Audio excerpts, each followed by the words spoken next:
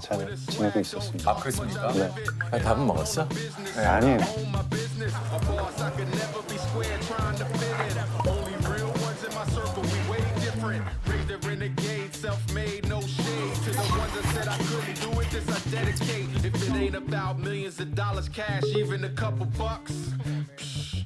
I don't give a what? I don't hear nothing. I don't give a 아이고 안녕하세요. 네 반갑습니다. 반갑습니다. 안녕하세요. 아유, 안녕하세요. 예, 예. 앉으시죠. 네. 소개해드리겠습니다. 말과 행동에 감춰진 한국인의 숨은 심리 찾기 사회심리학자 허태균 교수님이십니다. 아유, 안녕하세요. 네, 반갑습니다. 예, 안녕하세요. 안녕하세요. 예.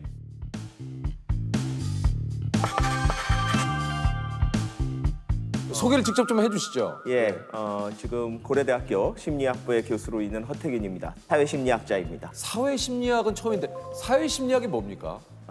사회심리학은 인간이 사회적 맥락에 있을 때, 사회적 맥락이라는 거는 이제 다른 사람과 함께 있을 때 그 다른 사람으로부터 영향을 받고 영향을 주고 그리고 머릿속에서 일어나는 심리적 과정을 연구하는 분야다 이렇게 생각을 하면 되고요. 심리학 교수님으로 이렇게 좀 일하신 지는 얼마나 되셨습니까? 21년 정도 됐습니다. 꽤 되셨네요. 예. 근데 약간 심리학 전공한다고 하면은 하시는 분의 좀 이 행동이 좀 달라지지 않습니까? 그 순간이 심리학자로서 유일하게 즐거운 순간인데 이제 뭐 제가 심리학자라고 소개를 하면 많은 분들이 내 마음을 읽겠네요 뭐 이러면서 스스로 조심하세요. 그러니까. 미팅을 나갔는데 근데요. 제가 고려대학교 심리학과단입니다. 그때 그랬더니 저한테 사주를 봐달라 그러더라고요. 그래가지고 사주. 심리학을 전공하면은 이제 사주까지도 알 거라고 생각을 한 거네요. 그때만 해도 뭐 사주, 철학, 뭐 궁합 뭐 이런 거하고 비슷한 거 아니냐 뭐 약간 그렇게 보는 분들이 되게 많았어요.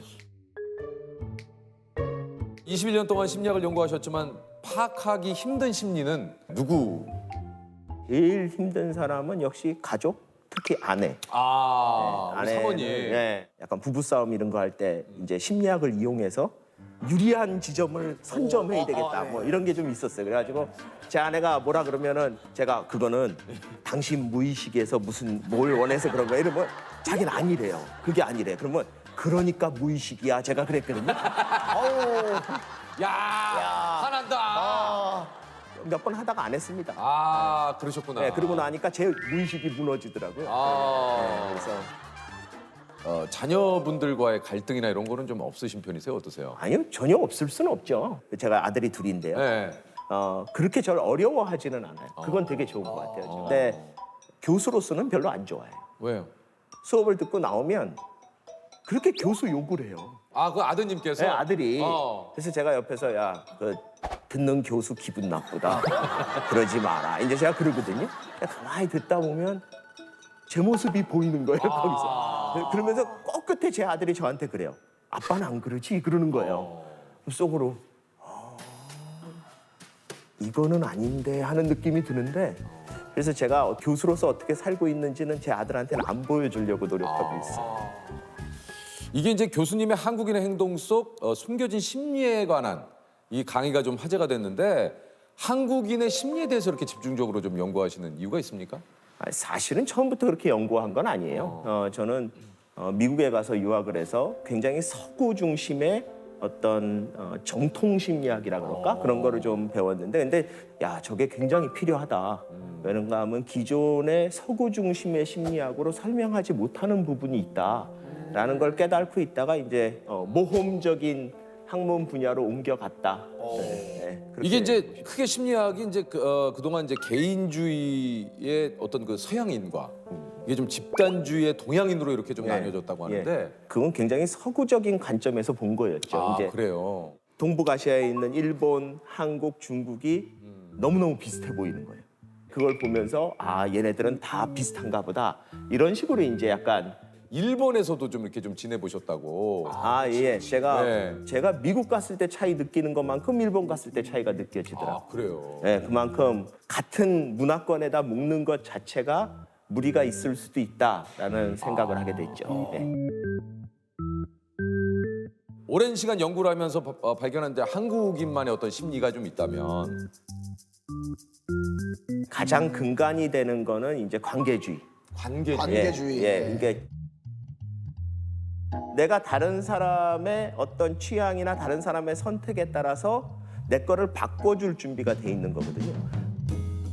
그걸 보여주는 대표적인 게 자기 메뉴판 보기도 전에 뭐 먹을 거야? 이러고 물어보죠. 일단 나도 나지만은 물어봐요. 네, 우선 물어봐요. 네, 물어봐요. 뭐 드실래요? 뭐 특별히 먹고 싶은 거나 가리는 음식 있으세요? 물어보는 이유가 사실 마음속에 이미 네가 뭘 시키느냐에 따라 내가 시킬 게 바뀔 준비를 하고 있는 거야. 영향을 주고받는 거를 당연하게 여기고 그거를 받아들일 준비가 돼 있는 거야. 그러고 보니까 외국 분들은 뭐 먹을 거야를 안 물어본 것 같아요. 그냥 딱 보고 본인이 알아서 최근에 시키고. 외국 분하고 식사하신 적 있으세요? 아니요. 영화에서. 아니, 영화에. 영화에서. 왜 자기가 정확하게 보신 거예요. 그렇습니다. 아니 근데 진짜 그런 것 같아요. 저희들도 내가 뭘 먹으러 갔지만 또 남들이 다 이러면 그래 그냥 그거 먹자. 그럼 그게 좋겠다. 맞아요. 뭐 이런 경우 굉장히 많으니까. 예. 관계주의 같은 경우에는 아까 전에 얘기했듯이 배려하는 거 이런 건 되게 좋은 좋죠. 거예요. 예. 예. 그 대신 그 배려가 역으로 뒤집으면 원칙을 깨는 거예요. 이제 줄을 서 있어요. 예. 근데 뒤에 있는 할아버지한테 먼저 가세요. 이러면 배려죠. 배려죠. 배려인데 그러면 순서대로 간다는 원칙이 깨진 거예요. 근데 서양 사람이나 아니면은 집단주의 사람들은 딱 원칙이 정해지면 이대로 해야 돼. 그게 제가 예전에 행사를 하러 갔는데 네. 세호 씨 혹시 30분 정도 더 해주실 수 있어요? 근데 저희가 오늘 2시간 하기로 했는데 에이 오신 김에 한 30분 정도만 더. 근데 그걸 제가 만약에 원칙대로 한다면 못합니다가 됐는데 이쪽에서 또 섭섭해하지. 섭섭하고 야, 두 번 다시 조세호 부르지 마. 뭐 하는 거야? 근데 또 30분 더 해주면 또 뭐 나쁘진 않아요 사실은. 그렇죠. 네.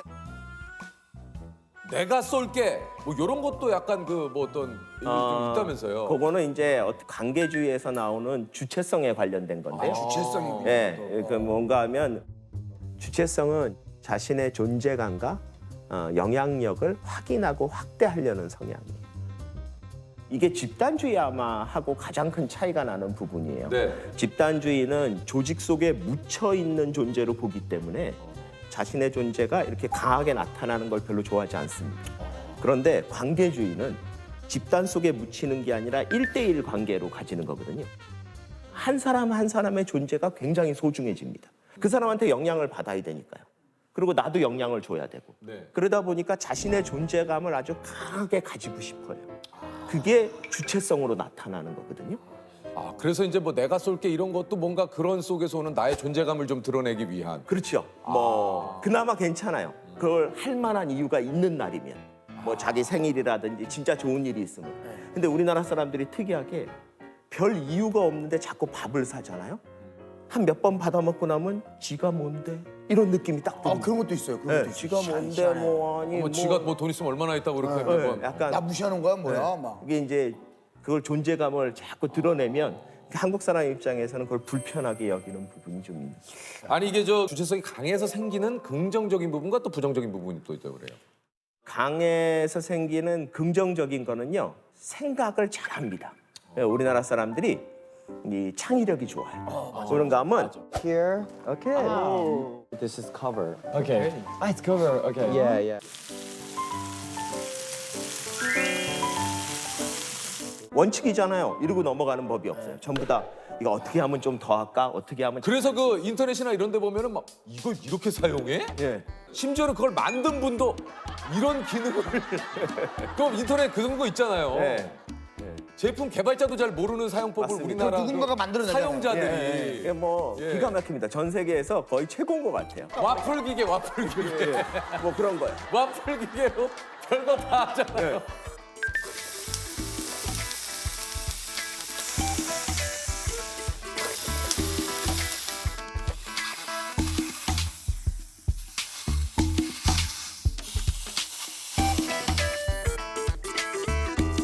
진짜 와플 개발자도 몰랐을걸요? 왜 처음에 우리가 음식을 가위로 자르는 걸 보고도 외국 사람들이 놀랬다 그랬죠. 맞아. 음식은 칼로 쓰리는 건데 근데 우리는 네. 아니 잘라지는데 이건 뭐 칼이나 가위나 뭐 드라이브 스루라는 거 같은 거 뭐 어떻게 보면 전 세계적으로 우리 사회가 처음으로 도입해서 실현시킨 거죠. 그런 것들 같은 거는 유연성이 없으면 나오질 못해요. 그래서 우리 사회가 위기에 강해요. 매뉴얼대로 원칙대로 하는 사회는 위기에 강하지 않아요. 항상 느리지. 근데 우리는 위기가 딱 온다. 그러면 그냥 그 새롭게 생긴 환경적 요인들을 그냥 흡수해버리죠. 그래가지고 새로운 걸 만들어내는. 내가 보기에는 창의성이 아주 최고인 것 같아요. 우리 사회가. 그런 면에서. 아니 그 좀 이렇게 좀 긍정적인 부분도 있다면 또 혹시 좀 부정적인 부분도 좀 있을까요? 똑같습니다. 생각을 많이 해요. 네. 그래서 자기 멋대로 해요. 공사하는데 이렇게 가면 자기가 보기엔 이게 좋을 것 같다. 그러니까 이게 설계도가 있는데 10개가 들어가야 되는데 7개면 되겠는데 뭐 이런 생각을 하면 사실 안 해야 되거든요. 이게 그런 생각 안 해야 됩니다. 근데 어떻게 보면 원칙대로 되는 게 별로 없어요. 맞아. 아, 정해진 틀 안에서 움직이는 게 네. 재미없어요. 문제는 말만 하면 괜찮은데 진짜 찾아요. 맞아. 이게 문제예요. 그러니까 못 찾으면 괜찮아요. 근데 하고 나서 나중에 보면 이렇게 하면 안 되는 건데 이제 그런 일들이 너무 일상에서 많아요. 맞아.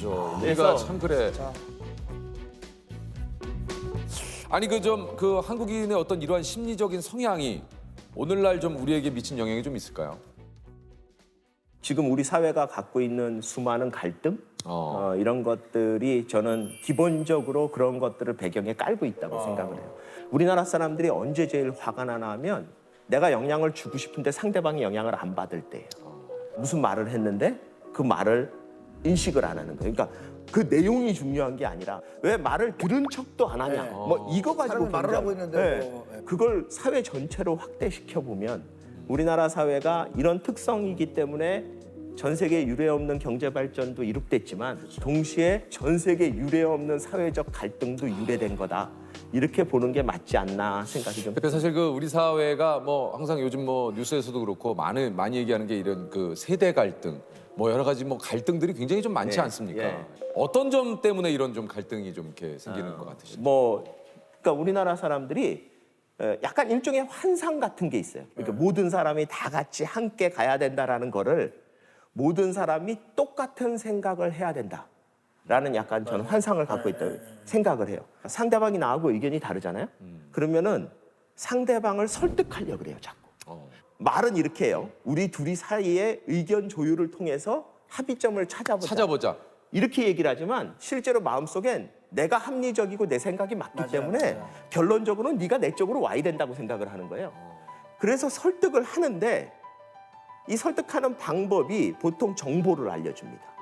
그게 첫 번째 단계. 왜냐하면 내가 갖고 있는 정보로 합리적인 결론을 내리면 나 같은 생각을 할 거라는 믿음을 갖고 있어요. 왜냐? 내가 합리적인 사람이니까. 그러니까 자꾸 말이 많아져요. 근데 상대방이 안 바뀌잖아요? 그러면 이제 첫 번째 생각이 머리가 나쁜가? 왜? 내가 알려줬는데 충분히 얘기 다 했는데 야 그거는 그거는 조금 과한데. 아니 근데 우리 사회를 보면 자기하고 생각을 다른 사람들을 폄하하고 이게 심지어 무슨 충 뭐 이런 인간으로도 네. 취급 안 하는 그런 용어들이 너무 많아요. 맞아요. 근데 그게 왜 그렇게 붙을까 보면 쟤는 인간이 아니라는 거예요. 인간이면 저렇게 생각할 수 없다라는 거예요. 무시하고 가도 되는 거였는데 이제 미워하기까지 시작하는 거예요. 쟤는 나쁜 애다가 돼버리는 거예요. 내가 이렇게까지 네, 노력했는데도 이렇게까지 불구하고 했는데. 했는데도 그러니까 불구하고 저는 우리나라 사회가 당연한 다양성인데도 불구하고 이 다양성이 왜 미움이나 혐오까지 갈까? 이 생각을 해보면 그런 심리적인 과정을 다 거치고 있는 것 같아요. 다른 것보다 그 얘기에 좀 공감이 많이 가긴 가네요. 나는 합리적이다라는 생각을 가지고 이제 상대방을 자꾸 설득하려고 하니까. 예. 나와 다름을 인정하면 되는데 그렇죠. 그냥 다르면 다른 대로 살라고 내버려둬 버리면 되는데. 그러면 교수님은 실제 성격이 좀 어떠십니까? 좀 그런 거에 대해 좀 쿨하시고 어떠세요, 교수님은 좀? 예. 집요하게 설득하죠. 제가 한국 사람인데다가 교수인데. 멋지시네요. 네. 지금 얘기하시면서 좀 느꼈어요. 나는 합리적이다라는 네. 그 생각이 어느 정도 교수님도 좀 깔려 있구나. 그럼요. 제가 하는 말은 다 맞는 거예요. 그러니까. 아니 그 확신이 없으면 강의를 못 해요. 근데 그것도 그렇지. 네? 그것도 맞네. 아니 우리 관계에 대해서 아까 좀 얘기를 많이 해주셨지만 한국인들이 지향해야 될 관계를 좀 얘기를 해주신다면. 주변에 있는 사람을 설득하려고 하지 말자. 그리고 그게 뭔가 하면 내 기준으로 판단을 해서 잘못됐다고 생각을 하잖아요. 그렇죠. 그러면 애정이 있으면 있을수록 더 설득하려고 그래요. 그 대표적인 게 자녀예요. 자녀가 뭘 하면 넌 그래서 어떡하니? 너 그렇게 공부해가지고 안 된다. 내 나이 때는 안 그랬다. 뭐 내가 학생일 때는 뭐 이런 얘기하는 게 최악이거든요. 자꾸 자기 기준으로 자녀를 보기 때문에 그래요. 그러니까 아무렇지도 않게 내가 내 나이 때는 내가 고등학생일 때는 내가 학교 다닐 때 이런 말. 그게 언젠가 하면 30년 전이에요. 30년 전에는요. 대한민국이 이런 모습이 아니었어요. 그래서 저는 우리 사회가 할아버지 할머니처럼 세상을 봤으면 좋겠다. 그 얘기가 뭔가 하면 손주가 이상한 행동을 하면 그거에 대해서 너는 왜 그러니 이렇게 얘기를 안 해요. 대부분 할아버지 할머니가 요즘은 그러고 노니? 너는 그게 재밌니? 난 잘 이해가 안 된다. 여기서 끝나고. 네, 맞아요. 그러니까 나는 우리나라 사회가 서로한테 좀 그랬으면 좋겠어. 유퀴즈. 예. 예. 자, 러시아 소설가 투르게네프는 인간의 유형을 문학 작품 속 주인공에 빗대어 두 가지로 구분했습니다. 예. 생각보다 행동이 앞서는 인간을 돈키호테형 인간, 예. 생각이 너무 많아 결정을 내리지 못하는 인간을 이것형 인간으로 분류했는데요. 이것은 무엇일까요? 형님? 햄릿. 햄릿 정답입니다. 이야. 자, 100만 원의 상금을 드립니다. 축하드립니다. 예. 진짜요? 네, 진짜 이것도 약간 우리나라의 특징 아닙니까? 뭐 하면 진짜요라고 물어보잖아요. 아니 진짜.